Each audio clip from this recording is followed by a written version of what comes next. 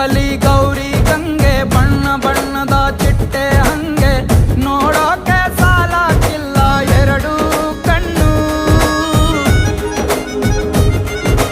ಗಂಡು ಹೈಕಳು ಬೆಪ್ಪಾಗವ್ರೆ, ಬೆರಗು ಕಣ್ಣಲ್ಲಿ ನೋಡ್ತಾ ಅವ್ರೆ, ದಾವಣಿಲೆ ಬೀಸುತ್ತಾರೆ ಹೆಣ್ಣೈಕಳು.